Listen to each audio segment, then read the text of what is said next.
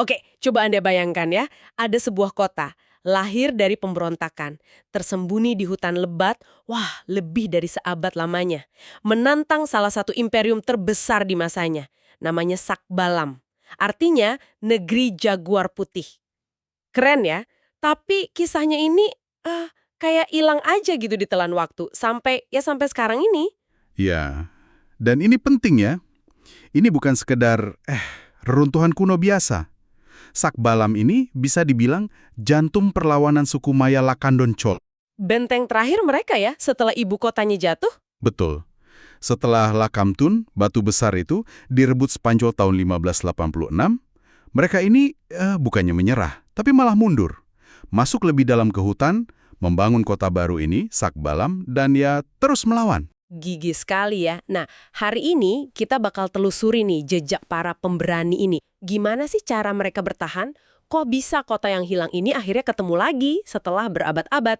Dan yang paling penting mungkin, apa artinya penemuan ini buat pemahaman kita tentang sejarah yang seringkali kan ditulis sama pemenang aja. Siap ya, kita gali misteri Sakbalam ini. Siap! Jadi setelah ibu kota mereka yang lama itu jatuh, Sakbalam ini jadi duri dalam daging ya buat Spanyol. Puluhan tahun gitu. Tepat sekali. Dari benteng yang tersembunyi ini, pejuang Lakandon Chol ini terus-terusan nyerang kota-kota koloni dan sekutu Spanyol. Mereka kan menguasai hutan, jadi ya susah dilacak.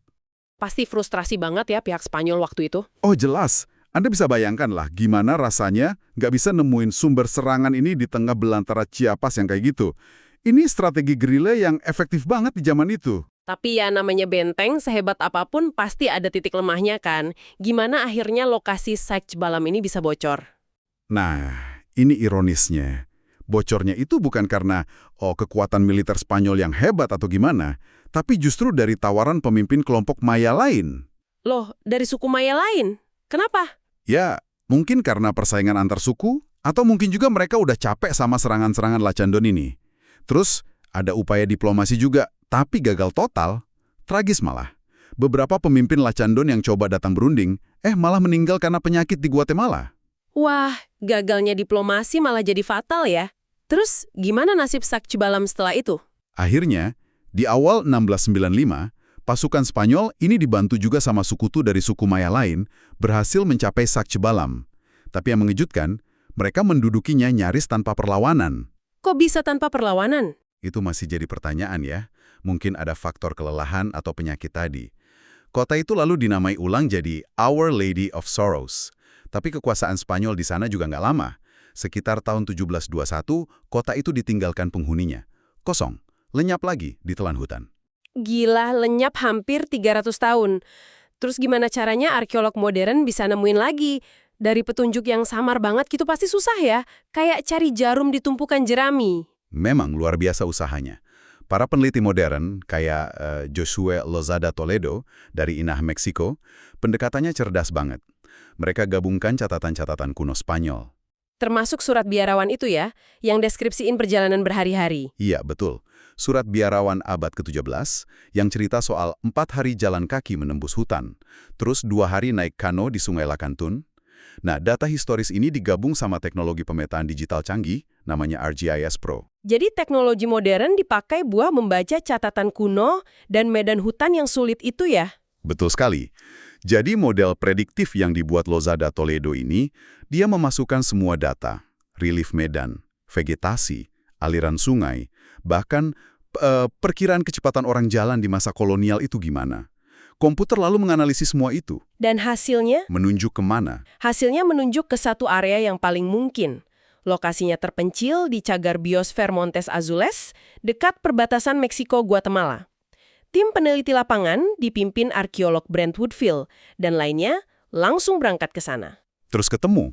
Dan iya, ketemu. Struktur batu, alat-alat dari obsidian, keramik, persis seperti deskripsi Sakbalam. Bahkan ada sisa-sisa bangunan kecil yang diduga gereja Spanyol. Bukti fisik yang cocok. Wow, akhirnya ketemu bukti fisiknya. Tapi kan penemuan ini lebih dari sekedar nemuin batu-batu kuno aja kan? Pasti ada makna yang lebih dalam kan? Jauh lebih dalam. Penemuan Sakbalam ini kayak mengangkat kembali kisah orang-orang yang selama ini mungkin dihapus dari sejarah resmi. Kelompok yang memilih mundur, memilih bersembunyi, dan terus berjuang mempertahankan cara hidup mereka. Pengingat soal martabat dan kegigihan ya. Betul, tentang martabat, identitas, dan kekuatan masyarakat adat menghadapi kekuatan kolonial yang, ya kita tahu, luar biasa besar. Ini juga sedikit banyak mengubah pandangan kita soal proses penaklukan Maya ya. Ternyata nggak secepat itu. Sangat mengubah. Ini menegaskan kalau penaklukan Maya itu bukan satu peristiwa tunggal yang cepat. Bangsa Maya kan nggak terpusat kayak Aztec atau Inca. Mereka itu banyak negara kota independen. Jadi penaklukannya lama ya. Lama banget, berdarah-darah, kota demi kota, makan waktu ratusan tahun. Sakchibalam ini adalah ibu kota Maya kedua terakhir yang jatuh. Yang paling akhir itu Noch Peten, milik suku Itza, baru takluk tahun 1697.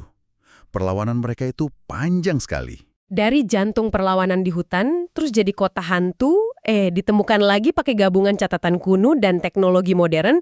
Kisah Sakchibalam ini benar-benar, ya ampun, luar biasa. Pengingat pahit tentang perjuangan mempertahankan kemerdekaan. Dan ini bagian yang mungkin paling menarik buat Anda. Keturunan langsung dari suku Maya Lakandan itu yang menyebut diri mereka Hatsfinik atau orang sejati, mereka itu masih ada sampai sekarang. Serius? Masih ada. Tinggal di wilayah Chiapas sampai hari ini. Jadi penemuan ini bukan cuma soal masa lalu. Ini tentang warisan hidup mereka yang ditemukan kembali. Penelitian juga masih lanjut terus. Ada rencana pakai teknologi LIDAR. Oh, yang kayak laser scan itu ya? Bisa lihat tembus hutan. Iya, semacam itu. Untuk mencari tahu lebih banyak lagi soal struktur kota, mungkin juga jaringan perdagangan mereka dulu. Penemuan Sakchibalam ini rasanya kayak merobek paksa halaman sejarah yang kita kira udah final gitu ya. Ini bikin kita mikir kan, berapa banyak lagi sih cerita perlawanan kayak gini yang masih terkubur. Menunggu waktu untuk menantang narasi sejarah yang selama ini mungkin Anda terima begitu saja. Dan apa artinya buat kita sekarang ya, saat suara-suara yang dulu dibungkam itu akhirnya bisa terdengar lagi. Coba deh renungkan.